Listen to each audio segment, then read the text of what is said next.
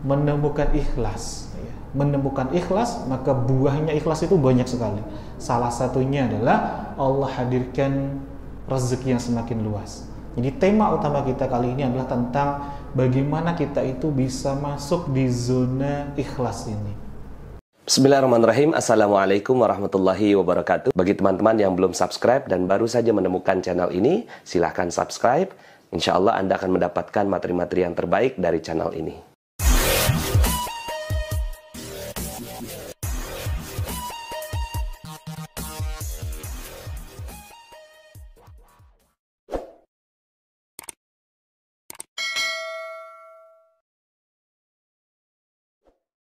Alhamdulillahirabbil alamin.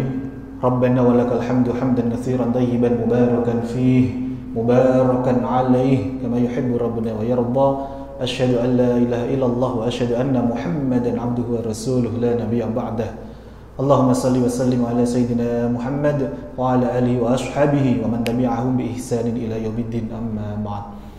Alhamdulillah, yang saya hormati, saya ta'zimi segenap pengurus takmir Masjid An-Nur KPP Pratama Surakarta, serta Bapak Ibu jamaah yang hadir di majelis ilmu ini, Masya Allah, yang telah meluangkan waktunya di tengah kesibukannya, di tengah pekerjaannya, serta seluruh jamaah yang menyimak baik secara online ya, maupun yang ada di tempatnya masing-masing.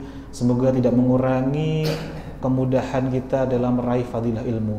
Saya doakan semuanya hadir, Allah semakin guyurkan kepada kita semuanya kebahagiaan, Allah hadirkan kemuliaan, Allah hadirkan kesehatan, dimudahkan dalam segala urusannya, dilancarkan dalam aktivitasnya, rumah tangganya semakin harmonis, anak-anaknya semakin solih-solihah, serta yang paling utama, Allah bukakan lebar jalan terang kita menuju surganya Allah dengan selamat. Amin. Allahumma amin. Masya Allah. Alhamdulillah, puji syukur dengan penuh, dengan bukan hanya bil lafzi tapi juga bil qalbi dan juga bil amal. Kita jalankan rasa syukur ini sungguh-sungguh kepada Allah Subhanahu wa taala, karena tidak ada yang Allah hadirkan kepada hambanya kecuali yang terbaik. Takdir Allah itu selalu baik, hanya saja mungkin kitanya yang belum mampu untuk memahaminya. Maka mari sungguh-sungguh kita bersyukur dengan kita ikrarkan bersama-sama kalimat syukur ini, kalimat tahmid bersama-sama. Alhamdulillahi Rabbil Alamin. Salawat serta salam senantiasa pula tercurah kepada junjungan kita baginda Nabi Muhammad sallallahu alaihi wasallam, yang senantiasa kita itibai, kita ikuti, yang dengan wasilah beliau kita itu bisa merasakan nikmatnya iman, nikmatnya Islam, berkat wasilah ilmu dari baginda Nabi sallallahu alaihi wasallam yang disalurkan oleh para pewaris ilmu, para nabi, yakni para ulama, guru-guru kita, sehingga kita pun bisa merasakan sentuhan keimanan, bisa menjalankan hal-hal yang ternyata ini adalah membawa kebaikan untuk diri kita. Inilah di jalan ketakwaan. Maka sungguh-sungguh pula lah kita senantiasa bersolawat kepada baginda Nabi sallallahu alaihi wasallam. Allahumma salli ala Muhammad, Allahumma salli alaihi wa ala alihi wa ashabihi. Alhamdulillah, Bapak Ibu yang dirahmati Allah, tema kita kali ini adalah tentang menemukan ikhlas. Menemukan ikhlas, maka buahnya ikhlas itu banyak sekali. Salah satunya adalah Allah hadirkan rezeki yang semakin luas. Jadi tema utama kita kali ini adalah tentang bagaimana kita itu bisa masuk di zona ikhlas ini. Nah, sebelum itu mari kita bersama-sama berdoa agar Allah hadirkan hudannya, rahmatnya, sehingga kita mudah untuk memahami dan mudah mengamalkan dalam kehidupan kita sehari-hari. Kita baca basmalah bersama-sama terlebih dahulu. Bismillahirrahmanirrahim. Insyaallah. Alhamdulillah. Bapak Ibu yang dirahmati Allah, kira-kira nih, seberapa penting sih untuk ikhlas nih Bapak Ibu? Penting aja apa penting banget kira-kira? Seberapa penting ikhlas itu dalam hidup kita? Kita sering kali ya berbicara, kalau amal itu sing ikhlas itu, berkali-kali kita ucapkan gitu. Tapi ikhlas yang hakiki itu yang seperti apa gitu? Kenapa ada nama surah Al-Ikhlas, tapi nggak ada satupun kalimat ikhlas di dalamnya? Kan ada kan surah Al-Ikhlas itu. Yang mana nih Quran surah Al-Ikhlas? Qul huwallahu ahad ila akhirih. Ada nggak di situ kalimat ikhlasnya? Jadi justru ketika kita mengaku-ngaku kita sudah ikhlas, Ya, artinya justru disitulah kita belum ikhlas. Dan nanti kita akan bedah lebih mendalam. Tapi poinnya yang pertama adalah kenapa kita itu penting sekali belajar ikhlas ini. Yang pertama, Bapak Ibu yang disayang Allah Subhanahu wa taala, salah satu, ya Masya Allah, pembuka pintu hadirnya pertolongan Allah, pintu hadirnya pintu-pintu rezeki, itu tidak lepas dari yang namanya ikhlas. Karena ikhlaslah pembuka kita itu bisa sabar, bisa syukur, bisa ridho kepada Allah. Itu kuncinya ada di ikhlas dulu. Kalau belum ikhlas, gak akan bisa kita itu sabar. Adapun sabarnya berarti ngaku-ngaku, yang kemudian akhirnya ujung-ujungnya bilang sabar itu ada batasnya. Lawang napa niku cacing ditek wae iso berontak, seiso molet kok. Sabar itu ada batasnya. Padahal dalam Al-Qur'an tidak demikian. Dalam syariat, dalam ajaran kita tidak demikian. Tapi kalau kita sudah ikhlas, sabar itu akan merasakan kenikmatan di dalamnya. Begitu pula dengan syukur. Ya. Itu pintu gerbangnya adalah di ikhlas. Dan juga kita bisa ridho dengan ketentuannya Allah, pintu gerbangnya adalah ikhlas. Jadi ikhlas ini penting sekali. Sampai-sampai dalam hadis riwayat Tirmidzi, Rasulullah SAW pernah bersabda, ini hadis qudsi, wahai anak Adam, ya, wahai anak Adam, luangkanlah waktumu untuk beribadah kepadaku. Kunya ini kembali kepada Allah. Wahai anak Adam, luangkanlah waktumu untuk beribadah kepadaku, niscaya aku penuhi hatimu dengan kekayaan dan aku akan menutupimu dengan kefakiran. Insyaallah. Perhatikan ini. Jadi ketika kita sudah benar-benar beribadah kepada Allah itu dengan ikhlas, ini buahnya salah satunya. Dan apa lanjutan dari hadis ini? Jika tidak, aku akan memenuhi tanganmu dengan kesibukan dan aku tidak akan menutupimu dengan kefakiran. Ya, hadis riwayat Tirmidzi. Betapa banyak dari kita dalam kehidupan kita sehari-hari kok merasa sibuknya luar biasa, tapi kedamaian, ketenangan, harmonisnya rumah tangga, ya, termasuk juga tentang lapangnya finansial kita, lapangnya kesehatan, kok begini-begini saja. Artinya ada sesuatu ini. Padahal janji Allah tadi, wahai anak Adam, luangkanlah waktumu untuk beribadah kepadaku, niscaya aku akan penuhi hatimu dengan kekayaan. Hati dengan kekayaan itu belum tentu hanya sekedar nominal Bapak Ibu, tapi hati dengan kekayaan inilah disebutkan dalam hadis riwayat Bukhari, kekayaan yang sesungguhnya. Rasulullah SAW bersabda, sesungguhnya kekayaan itu bukanlah kaya harta benda, tetapi kekayaan itu adalah kaya akan hati. Inilah sifat qanaah. Inilah sifat zona ketika sudah lulus dari namanya ikhlas, kita akan merasa cukup. Apapun yang Allah hadirkan, merasakan nikmatnya pemberian dari Allah Subhanahu wa taala. Kok saat ini masih merasa belum tenang, belum lapang, kemerongsong, ya, maka ada sesuatu ini yang harus kita perbaiki. Salah satunya apa? Pintu-pintu ikhlas ini. Jadi penting enggak kira-kira Bapak Ibu? Belajar ikhlas itu penting banget. Nah, nanti kita akan bedah bareng-bareng. Ini baru alasan yang pertama. Yang kedua, bahwa kunci diterimanya amal ibadah kita itu ternyata ada di sini. Ada di ikhlas ini Bapak Ibu. Betapa banyak orang yang sudah melakukan berbagai amal ibadah, tapi kalau ternyata tidak diiringi dengan ikhlas, maka ternyata tidak diterima di sisi Allah Subhanahu wa taala. Ini diriwayatkan oleh Imam An-Nasai, ya, Rasulullah SAW bersabda, sesungguhnya Allah tidak menerima amal kecuali dilakukan dengan ikhlas dan mengharap ridhonya. Masya Allah. Jadi salah satu kunci amal-amal ibadah kita diterima oleh Allah selain niat apa? Juga harus diiringi dengan ikhlas. Makanya di setiap niat, apapun niat amal ibadah kita, pasti ada lillahi ta'ala. Hanya mengharap ridho Allah. Ini untuk membuka pintu gerbang ikhlas. Tapi lillahnya jangan sekedar sebagai syarat itu diucapkan, tapi harus benar-benar disertai dengan bil qulub, dengan hati.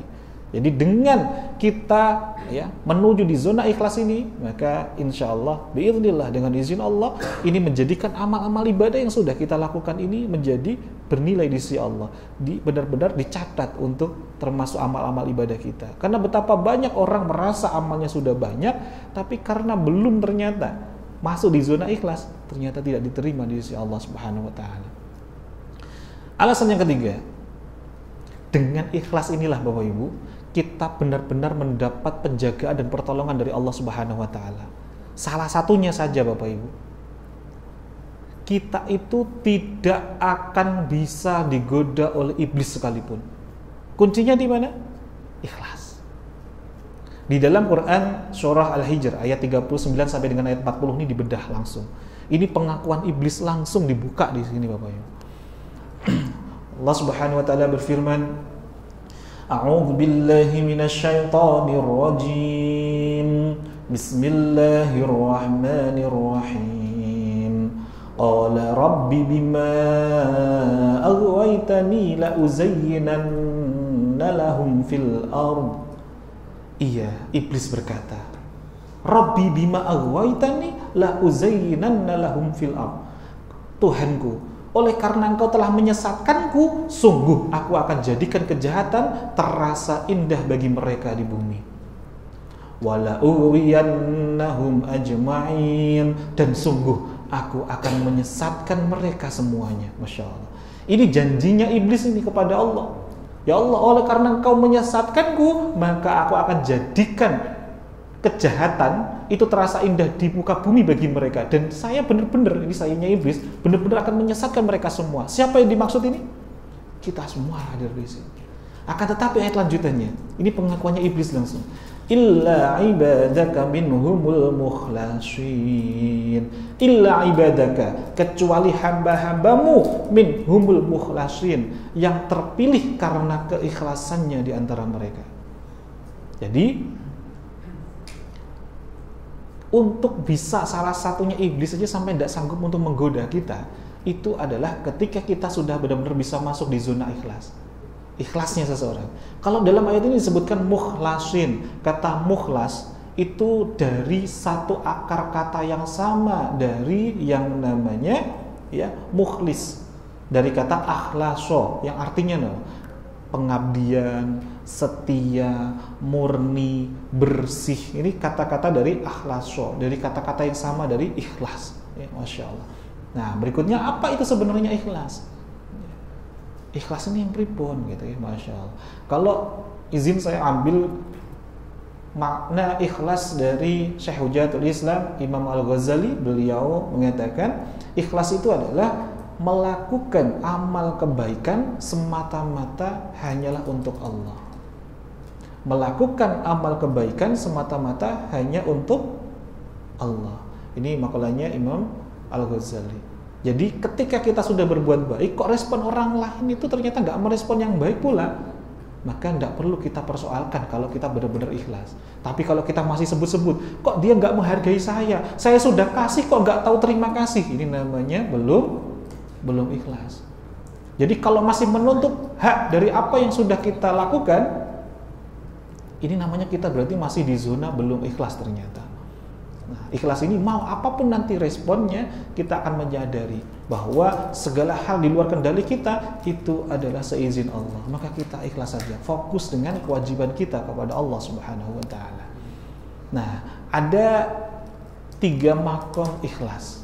Ada 3 makom ikhlas. Nanti sebelum kita bedah bagaimana biar kita itu bisa masuk di ikhlas ini. Yang pertama, para ahli tasawuf mengatakan ikhlasnya awam. Ikhlasnya orang awam itu ada di zona dia itu melakukan amal-amal yang baik-baik hanya karena dia itu masih, ya Masya Allah, takut dengan yang namanya neraka. Dia takut nanti kalau dapatkan sesuatu yang tidak baik dari Allah. Jadi dia beramal hanya karena menjalankan kewajiban saja. Karena takut nanti kalau saya nggak menjalankan, saya nanti dapat hukuman dari Allah Subhanahu wa taala. Ini ikhlas awam. Ada nanti namanya level yang kedua, makomnya ikhlas khawas, yang dia itu berbuat karena dia ingin dapatkan sesuatu, dapatkan pahala, dapatkan balasan yang baik. Saya tak melakukan amal kebaikan ini biar nanti Allah balas. Contohnya, saya tak sholat duha biar kaya gitu. Ada nggak kira-kira seperti itu? Ini ikhlas yang belum benar-benar ikhlas. Kan masih mengharap sesuatu. Padahal kalau dari kata akhlaso tadi, pengabdian itu hanya memberi, tak harap kembali. Kalau masih saya tak baca waqiah biar kaya gitu, ada gak kira? Ben lunas gitu. Nah, di sini nih. Saya tak baca surah ini biar deket jodoh gitu misalkan. Nah, ini nih masih belum di hakikat ikhlas yang sungguh-sungguh. Lalu di mana nih zona ikhlas yang sesungguhnya? Ya, di makom yang ketiga. Yang kita sudah benar-benar melakukan segala sesuatu tidak lagi diiringi karena ketakutan atau karena ingin sesuatu. Apapun nanti yang Allah respon, itu yang penting asalkan Allah itu ridho, itu kuncinya. Nah, nanti kita akan breakdown bagaimana ini lebih mendalam gitu, okay? Dengan yang seringkas-ringkasnya. Okay.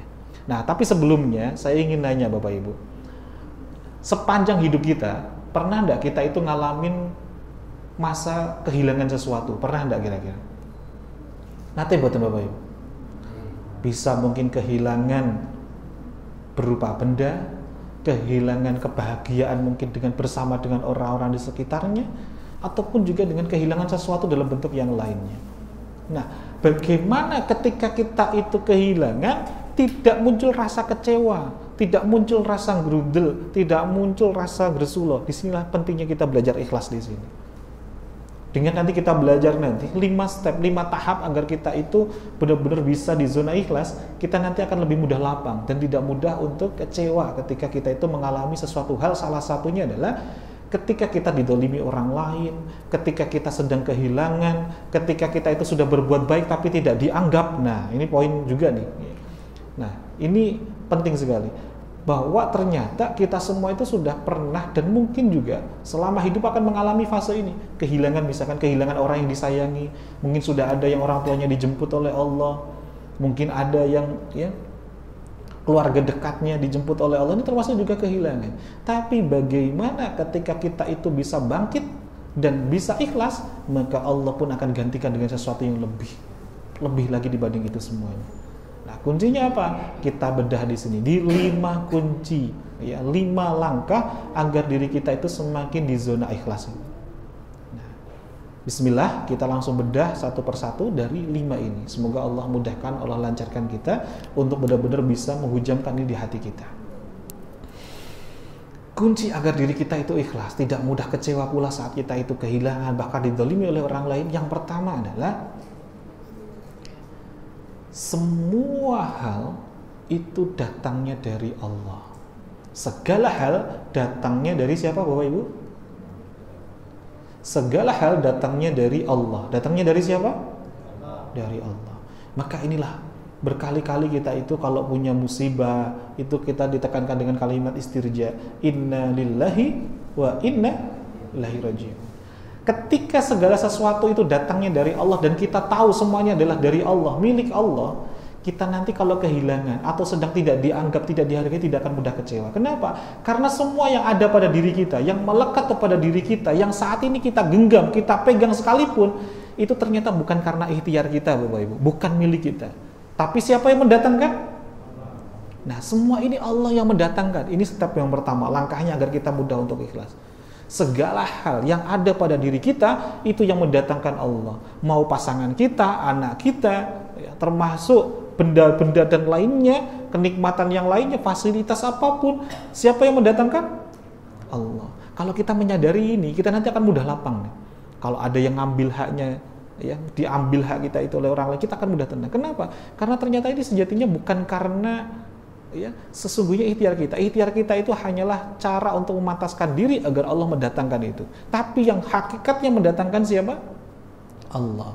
Ini untuk kita lebih mudah untuk ikhlas. Yang kedua, ya, sadari bahwa semuanya, segala hal ini adalah miliknya Allah, punyanya Allah. Lantas punyanya siapa Bapak Ibu? Allah. Termasuk baju yang kita pakai ini, termasuk jam tangan yang kita pakai, termasuk gadget yang kita pegang, termasuk, ya, Masya Allah, segala hal nih, kendaraan kita, rumah kita, semuanya ternyata punyanya siapa? Maka kalau suatu saat Allah itu pinjem atau ambil haknya, kira-kira boleh enggak kira-kira Bapak Ibu? Nah, suatu saat kita lagi jalan, nggak ingat HP taruh di mana, diambil orang lain. Ketika kita kemerungsung, marah, emosi, di sini ternyata kita harus kembali lagi ke sini. Itu HP sebenarnya miliknya siapa? Ya, ada satu fase Allah ingin ingatkan kita, diambil dulu sama Allah. Kan itu bukan milik kita. Contoh, ketika Bapak Ibu dititipi sesuatu, ya, oleh temennya, oleh atasannya, ketika dititipi sesuatu, dijaga baik-baik gak kira-kira? Semakin menjaga, semakin tanggungan loh Bapak Ibu. Semakin dijaga, semakin tanggungan. Tapi ketika diambil, harusnya kita semakin plong gak kira-kira? Karena kan semuanya hanya titipan. Kayak tukang parkir itu loh Bapak Ibu. mau mobilnya diambil orang aja kan tenang gitu. Kan merasa dia bukan miliknya gitu. Tapi kalau kita tiba-tiba mobil dibawa oleh orang lain, gimana rasanya? Kita merasa itu punya kita. Padahal ini semua miliknya siapa? Nah, untuk melatih ikhlas, kita harus menyadari di zona ini, langkah yang kedua ini. Segala hal punyanya siapa? Allah. Jadi yang pertama, sadari datangnya semua dari siapa? Allah. Yang kedua, segala hal ini punyanya siapa Bapak Ibu? Punyanya Allah. Masya Allah. Dan yang ketiga Bapak Ibu, ini langkah yang ketiga. Ya. Ini biar ringkas, padat gitu ya. Yang ketiga adalah segala hal itu dikuasai Allah. Segala hal diapakan Bapak Ibu? Dikuasai Allah. Maka nggak ada yang kebetulan Bapak Ibu. Kalau segala hal dikuasai Allah, tidak ada yang kebetulan. Kalau di Al-An'am ayat 59 disebutkan tidak ada sehelai daun pun yang jatuh kecuali seizin Allah, maka hadirnya persoalan kehidupan kita, hal-hal orang yang hadir dalam kehidupan kita yang nggak baik-baik, semuanya itu dalam kuasanya Allah. Kalau Allah nggak izinkan, nggak mungkin terjadi. Maka kalau kita menyadari segala hal kok bisa terjadi seperti ini, hal-hal yang belum kita inginkan, sadari ini semua dalam genggaman Allah, dalam kekuasaan Allah. Maka Allah yang menghadirkan ini loh, Allah yang menghadirkan ujian, setetes ujian ini, sesungguhnya selama ini Allah pula lah yang sudah mengguyur lautan nikmat kepada kita. Kita nanti akan mudah untuk ikhlas, Masya Allah. Ini yang mendatangkan Allah, ini dalangnya Allah nih. Selama ini kita dikasih nafas, dikasih usia, dikasih pekerjaan, dikasih keluarga. Ini semuanya dikasih oleh siapa? Allah. Maka jika ada satu hal kejadian kok nggak mengenakan, dan itu ternyata seizin Allah, kayaknya nggak sebanding kalau kita itu protes kepada Allah. Kita akan lebih mudah untuk melihat prasangka baik kita, baik sangka kita kepada Allah Subhanahu wa Ta'ala. Ini tadi langkah yang keberapa? Langkah yang ketiga. Nah, langkah yang keempat, agar kita itu benar-benar di zona ikhlas adalah segala hal yang sudah Allah titipkan kepada kita ini diniatkan untuk Allah. Ini agar kita lebih mudah untuk bisa ikhlas. Yang keempat adalah segala hal yang sudah Allah hadirkan kepada kita dalam bentuk yang berbeda-beda ini, macam-macam bentuknya, niatkan semuanya untuk Allah. Maka ini semuanya nanti akan bernilai akhirat. Bukan hanya sekedar dunia. Karena ya, dunia itu sejatinya apa sih? Dunia itu Masya Allah. Ada yang satu riwayat ya, ketika Rasulullah itu menunjukkan satu bangkai gitu, ya, kepada para sahabat. Mau tahu nggak dunia itu seperti apa? Ternyata apa yang diceritakan Rasulullah? Dunia itu seperti itu. Ditunjukkan apa? Bangkai hewan yang sudah busuk. Inilah dunia. Tapi dunia itu ternyata juga bisa bernilai akhirat. Manakala apa? Diniatkan untuk menjadi wasilah kendaraan kita kepada Allah Subhanahu wa Ta'ala. Jadi sejatinya dunia itu sebenarnya hina. Makanya disebut juga dunia itu fana. Fana itu artinya apa? Dunia itu rusak gitu. Tapi dunia ini juga bisa menjadi penghantar kita ke surga, penghantar kita menghadap kepada Allah, manakala itu kita niatkan untuk menjadi kendaraan, menjadi wasilah jalan kita menuju Allah Subhanahu wa Ta'ala. Jadi jadikan, niatkan semua hal yang sudah Allah hadirkan ini, ya Allah. Misalkan kita dikasih rezeki untuk bisa makan sekeluarga, alhamdulillah. Ini saya niatkan agar saya sekeluarga bisa punya tenaga untuk ibadah, punya tenaga untuk ya berjamaah. Ini menjadi makan kita, menjadi nilainya akhirat. Bismillah, saya tak olahraga. Saya niatkan dengan olahraga ini saya bisa semakin sehat dalam beribadah kepada Allah. Sehingga kalau sehat saya bisa semakin khusyuk ibadah kepada Allah. Maka ini juga menjadi apa olahraganya? Menjadi nilainya akhirat. Tapi sebaliknya, kalau tidak diniatkan untuk akhirat, maka ya bernilai dunia saja. Ya Masya Allah. Langkah yang terakhir Bapak Ibu, karena saya tadi janjikan hanya ringkas saja, hanya sampai 5. Apa ini yang kelima? Kalau tadi yang pertama semua datang dari Allah, yang kedua semuanya punya Allah, yang ketiga semuanya dikuasai Allah, yang keempat semuanya diniatkan untuk Allah, maka yang kelima semuanya akan kembali kepada Allah. Tinggal menunggu waktu saja. Segala sesuatu ini ada masanya. Mungkin saat ini yang sedang berjaya ada masanya semuanya. Akan diambil lagi oleh Allah. Misalkan Bapak Ibu, ada seorang anak kecil di depan masjid, kemudian kita bawa permen atau bawa es krim. Kemudian es krimnya itu kita, tolong nak pegang dulu. Gitu. Kira-kira anaknya bahagia nggak Bapak Ibu? Seneng nggak megang es krim itu, seneng nggak anaknya? Saat lagi seneng-senengnya es krimnya kita ambil, nggak jadi nak gitu. Kira-kira anaknya gimana? Nangis. Dan padahal anak ini tahu es krim tadi miliknya siapa? Milik kita. Jadi kalau kita itu sedang punya sesuatu, kemudian kita itu berbangga-bangga, berbahagia, kemudian diambil oleh Allah, kok kita itu kecewa? Apa bedanya iman kita sama imannya anak kecil tadi?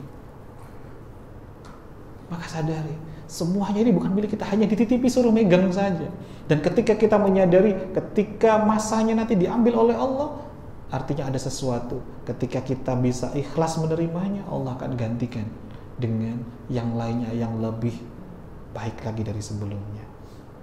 Bagaimana mungkin kita akan dikasih oleh Allah pengganti yang lebih baik kalau kita saja masih memiliki rasa kepemilikan, kemelekatan di hati kita. Contoh, ketika Bapak Ibu minta sesuatu kepada Allah, ya Allah, saya pengen dikasih A, dikasih B, dikasih C, tapi atas nikmat yang sudah Allah hadirkan sebelumnya, kita genggam erat dengan dua tangan ngepal begini kira-kira Bapak Ibu. Kita minta sama Allah, kita ngatung, tapi tangan kita masih ngepal nih, masih megang nih dua-duanya dengan kuat. Kira-kira Bapak Ibu, kita bisa nangkep nggak kira-kira? Bisa menerima nggak? Kalau tangannya masih kita pegang seperti ini, ya Allah saya minta A ya Allah, tapi tangan kita sendiri masih kepemilikan, kemelekatan dengan sesuatu yang sudah ada pada diri kita. Bisa menerimanya nggak kira-kira? Nah, kuncinya apa? Letakkan dulu, lepaskan nih kepemilikan kita. Lepaskan dulu, sadari ini semua hanya titipan dari Allah Subhanahu wa Ta'ala. Maka ketika tangan itu sudah mulai terbuka, tangan sudah mulai ada ruang, kita akan mudah untuk menangkap, mudah untuk menerima nikmat-nikmat Allah yang lainnya. Kuncinya apa? Alirkan dulu apa-apa yang sudah Allah hadirkan kepada kita, karena sejatinya hidup kita itu kalau benar-benar kita mencontoh kepada baginda Nabi SAW, ujung-ujungnya apa? Ujung-ujungnya adalah kita itu akan semakin bernilai, kita itu akan semakin bahagia ketika hidup kita itu bisa bermanfaat untuk orang lain, bisa bermanfaat untuk orang lain. Karena kata Nabi, sebaik-baik manusia itu adalah siapa? Yang paling bermanfaat untuk orang lain. Dan salah satu misinya Rasulullah SAW apa? Rahmatan lil alamin, mengasihi seluruh alam, menjadi manfaat untuk orang-orang di sekitarnya. Sampai-sampai Allah juga tegaskan terkait dengan umat baginda Nabi Muhammad SAW di dalam Al-Quran, kuntum khaira ummatin ukhrijat linnas. Kalianlah, ya, kuntum khaira ummatin, umat terbaik yang dikeluarkan oleh Allah, yang dilahirkan oleh Allah, ukhrijat linnas, untuk membawa manfaat kepada manusia yang lain. Jadi siapa yang umat terbaik itu? Yang benar-benar bisa memberikan manfaat untuk orang lain. Apapun nikmat yang sudah Allah hadirkan, kita alirkan untuk membawa kebermanfaatan untuk orang lain. Di saat kita bisa melepaskan itu dengan tenang, disinilah zona ikhlas itu sudah kita capai. Sudah tidak lagi ya nyebut-nyebut ataupun berharap nanti direspon yang sama. Jadi ikhlas itu ya, tadi hanya memberi, tak harap kembali. Kalaupun toh ada sesuatu yang diambil dari diri kita, kita sadari itu bukan milik kita, yang memang suatu saat, suatu waktu boleh diambil sang pemilik. Maka kalau sudah diambil sang pemilik, kita pun akan semakin tenang, karena tidak menjadi tanggungan lagi. Bayangin Bapak Ibu, dititipi mobil sama temennya, dan mobilnya mobil yang keren sekali, mobil sport kira-kira. Kalau sampai ada tetangga, ada orang gak dikenal deket-deketin, atau ada anak kecil lempar-lemparan batu di sekitarnya, kita jadi kepikiran gak kira-kira? Wah, nanti totalan nih, saya harus menjaga. Dan ketika diambil sama yang punya gimana? Alhamdulillah, wes diambil. Nggak jadi beban lagi, nggak jadi pikiran. Sama Bapak Ibu.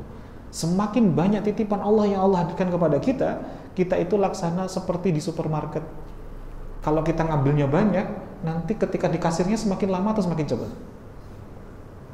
Yang diambil banyak, keluar dari kasirnya semakin cepat atau semakin lama? Sama. Ketika kita di dunia ini semakin banyak titipan Allah yang Allah hadirkan kepada kita, nanti hisabnya juga panjang Bapak Ibu. Hisabnya juga panjang. Akan tetapi ketika kita tahu ilmunya, kita alirkan semuanya menjadi apa? Diniatkan untuk Allah, ini juga menjadi ladang amal yang luas sehingga amal kebaikan kita juga bisa berlimpah ruah. Wallahu a'lam bishawab. Sebelum itu, alhamdulillah, setelah Anda menyimak video ini, marilah kita bersolawat kepada baginda Nabi Muhammad sallallahu alaihi wasallam. Allahumma salli ala Sayyidina Muhammad, Allahumma salli alaihi wa ala alihi wa ashabihi. Dan marilah kita pula senantiasa beristighfar, mohon ampun kepada Allah Subhanahu wa taala agar Allah bukakan pintu-pintu rezeki kita. Allah bukakan perisai-perisai rezeki kita.